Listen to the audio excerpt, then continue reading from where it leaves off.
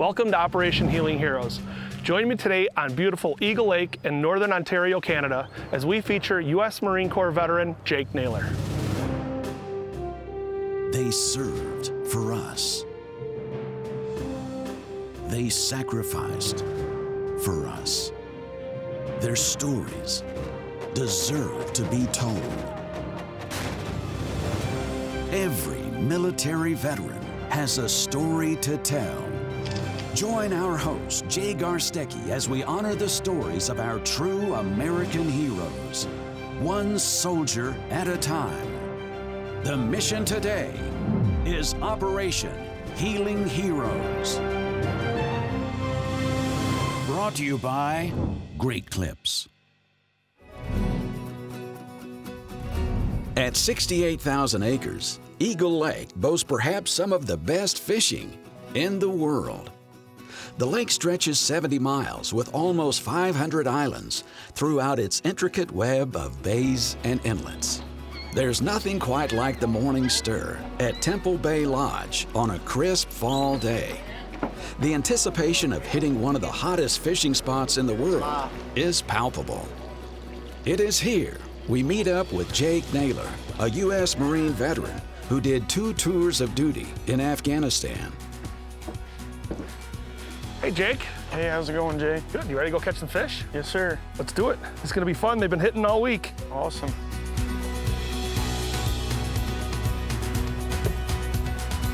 Hopefully we'll find a few. I'm sure we will.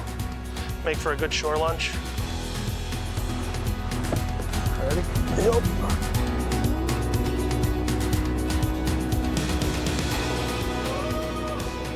So where'd you grow up? I grew up in Glassford, Illinois. It's just a small little country town about 30 minutes west of Peoria. Got a lot of cornfields, bean fields. Yeah? Is it one of those towns where everybody knows everybody? Oh, yeah. Yeah? For the good, the bad, and the ugly. I mean, we spent a lot of time outdoors, hunting and fishing, and it's the gist of what you do out there. I wrestled all through middle school and high school. Had outstanding coaching staff that definitely helped develop me into the man that I am today, for sure. At what point did you decide you were going to go into the service, and at what point did you decide which branch to choose?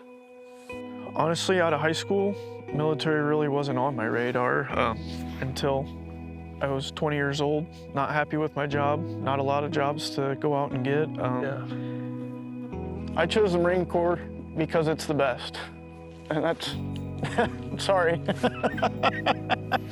But no, I mean, I knew some Marines growing up and always liked how they presented themselves and everything. And I did talk to my parents about joining and everything.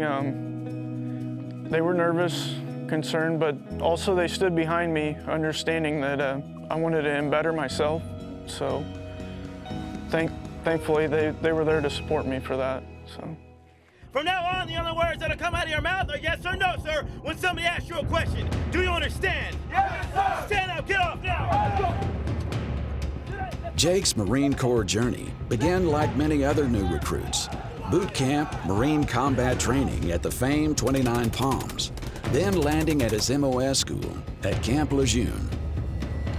And honestly, first finding out about combat engineer, it was construction. Like, I'd grown up around construction, and then demolition. Oh, that sounded cool and everything. Well, we start looking ahead in our chapters and everything. It's like, metal detector, huh?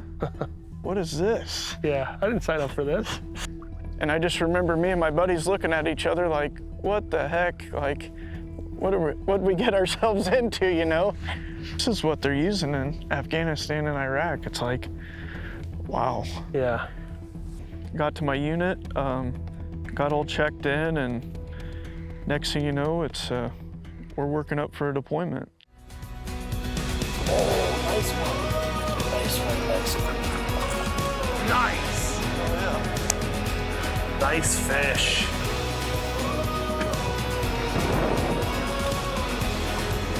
Good job, bud. That was nice. Operation Healing Heroes is brought to you by Great Clips. the Yance Valor Foundation, and by the Al Lynch Foundation.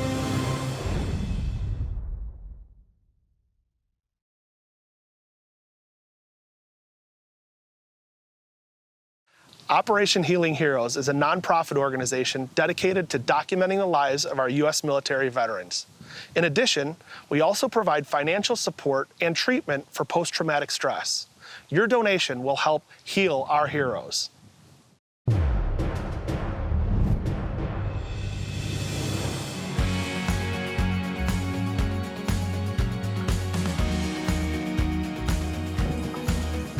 Got one?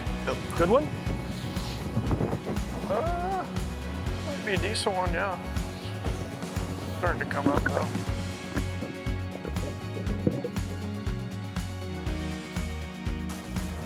That's a good one. Oh, a big one. Nice. Hold on. Let me get. You don't want to break her off. Nice. Nice fish, buddy. That's awesome. That's a nice fish.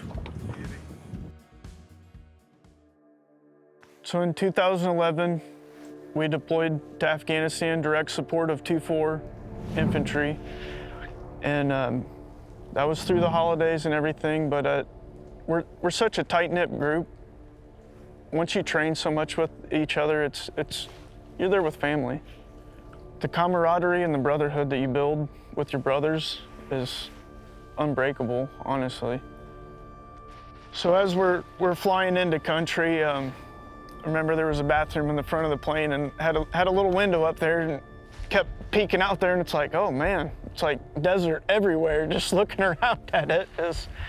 But shockingly, in the evenings, you know, once that sun sets, it's a whole nother animal. It gets cold, and especially once we got into the winter months, I mean, not gonna lie, that was probably some of the coldest times I've ever had in my life. And I grew up in the Midwest with the snow and everything, so I kind of consider my first time of leaving the wire as boots on the deck, out there sweeping. So it's just going through your head, you know, thinking of everything that you've learned in training, like, I gotta pay attention to this, gotta pay attention to that. Oh, is that an ID? Oh, is that an IED? Oh, is it? Like you're hyper definitely gotta calm yourself down for a minute and rely on the training. Are we keeping proper dispersion, you know, in case I do get hit? I don't want to blow up the whole patrol, you know. It's just focusing and staying focused on your job of clearing the path and relying on the men behind you. They've got your front. They're covering you. Honestly, anybody that's sweeping, you're out front. You're in front of your guys. You sling your rifle behind your back. I mean, they got you covered. Your sole purpose is to pick up IEDs up there. And not necessarily, it's not all about finding them all, but getting from point A to point B successfully and all intact and safe. It'll wear on a guy, you know, just knowing every step, this could be my last step. Right. You know, just thinking about it. How do you prepare for that, man, or can you?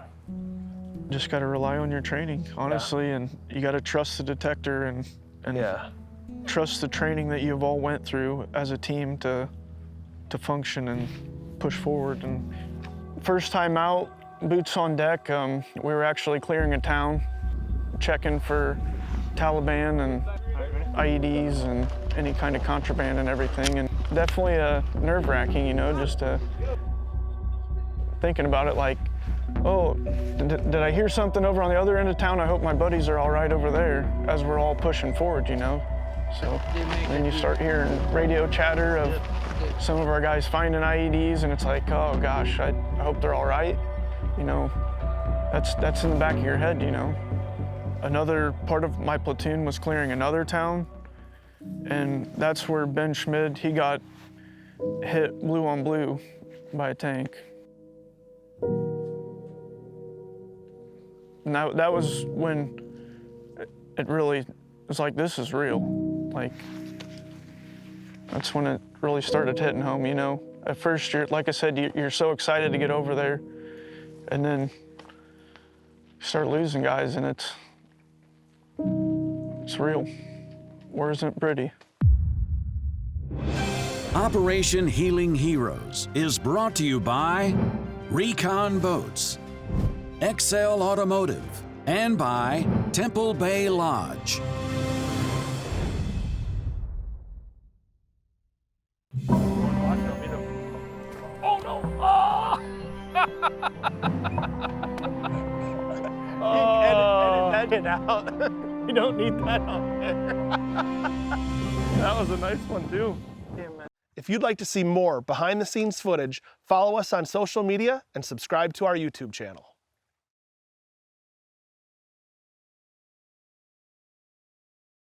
If you're a U.S. military veteran in Illinois, Wisconsin, Michigan, Minnesota, or beautiful sunny Florida, log on to our website, takeavetfishing.org, to find an event near you.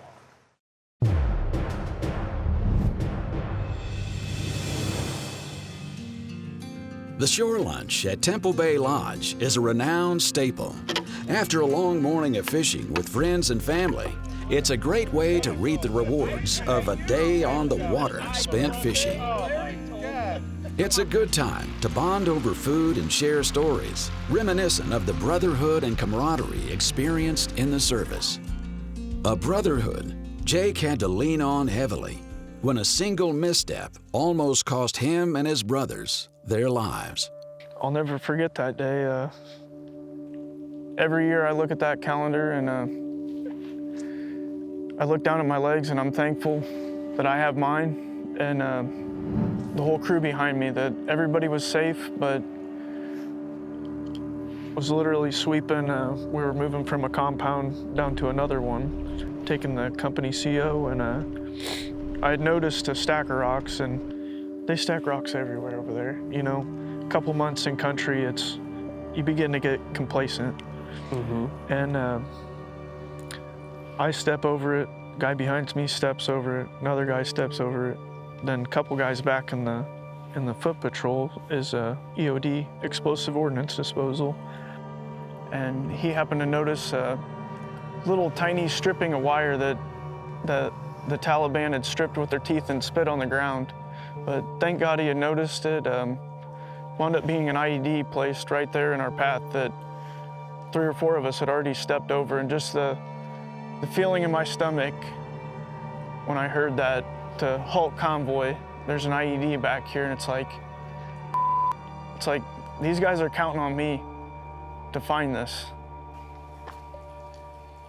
Like, I could have killed some of my best friends right there. We lost a couple guys over there. One of the first ones we had lost, we had heard over the radio, one of our guys from 1st Platoon was a KIA, and Jason Barfield, he was a couple doors down in the barracks. Like, we hung out all the time. Yeah. He's gone now. Really? It's just, guy was always smiling. Great man, honestly. I miss him, but after my lucky day on January 10th, there's a lot of times where it's like, well, you know, he was such a great guy. Why couldn't it have been me instead of him? Or, you know, I get the feeling in the back of my head, you know, it's, why did we lose them and not me? So I mean, to this day, I still think about the guys we lost. My heart hurts for them and their families. Taken me a lot of years to get past that, and Survivor's guilt is a tough one to get past. Survivor's guilt is a heavy burden endured by thousands of veterans every day. It's a daily battle leading to a life of persistent guilt and emotional distress. Survivors often know that there's nothing they could have done to prevent the death of another, but feel guilty nonetheless. Something Jake still struggles with to this day. During deployment, though, war doesn't stop for anyone. Jake had to continue to push forward. We get loaded up in a 7-ton armadillo, which it's up armored on the sides and then the top's all open. Start convoy back to 7171. We're all riding in the back. IED goes off, blows the mine roller off the truck. It's loud as could believe, all the dust and everything, but honestly, the shock of it went off. We all looked, found out everybody was all right. Next thing you know, we're laughing, all of us. Just Marine Corps humor, we laughed it off at that point. Yeah.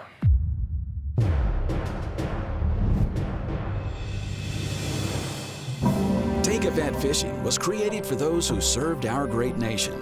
A simple day of giving back has been the mission for over 20 years. Visit takeavetfishing.org to sign up for an event near you.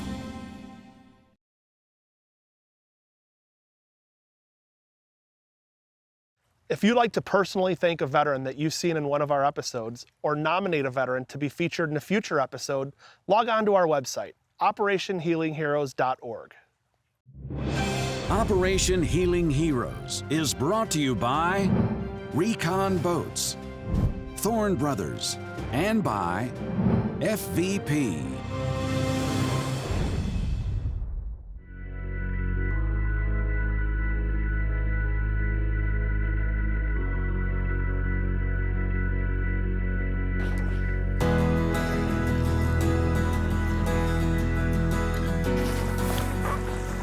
Nice. Oh yeah. Oh hell yeah. Take that.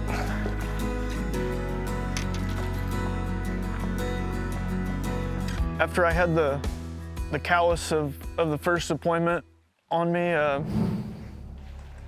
we were ready to go again, honestly. This one was a little bit different than our first deployment. This one was mounted route clearance, so in up armored vehicles. And also on this deployment, I volunteered to be a dog handler. So I had a yellow lab, Boomer was his name. He was a stud. Yeah. Boomer's job was to clear improvised explosive devices over there. So basically when we would get to a choke point on a convoy, I would dismount with him and cast him by sending him up into the choke point, into the danger area, so he could smell and make sure it was all clear up there before we took our whole convoy up. So, me personally, after being on foot the first deployment, it's kind of nerve-wracking when you're in a truck with little itty-bitty windows. You can't see all the ground around you, Right. Because a lot of it's visual indicators, so it's a whole nother animal. We were able to find IEDs as a team and get everybody escorted safely.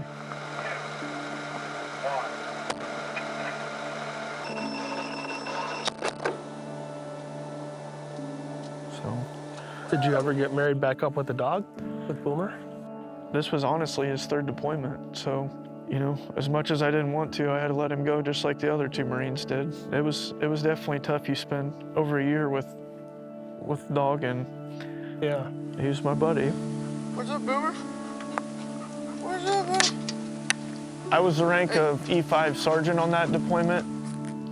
They always put the dog the next rank higher than you, so he was staff sergeant. But yeah, your dog's always outranks you, so you have to respect their authority. Yep. So do you feel that you changed by being over there, whether it be? Well, to be honest with you, Jay, sweeping will change anybody Yeah. over there in country. I mean, you put the time in sweeping and being under stress for that long. I don't care who you are. Yeah. You're gonna look at life different. I believe that 100%.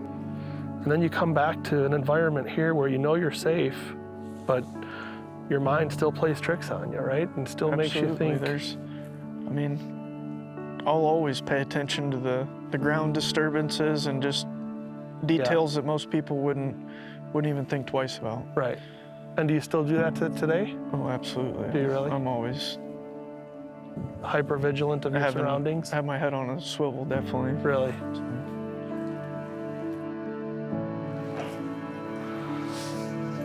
I want to give you a couple things here to just say thank you for being able to finally share your story with us. Thanks, Jay. It's a St. Croix rod made by Ben Olson and the guys at Thorne Brothers, but it says Jake Naylor in appreciation of your sacrifice and service, and it's got the different branches of the military on there. That's for you. Thank you, man.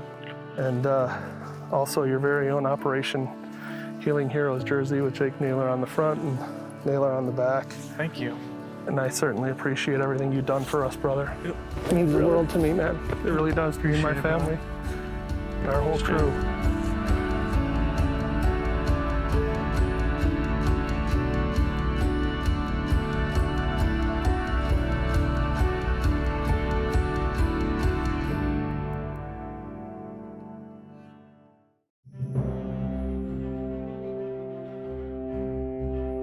If you'd like to personally thank a veteran that you've seen in one of our episodes, or nominate a veteran to be featured in a future episode, log on to our website, operationhealingheroes.org, and click on the nominate button.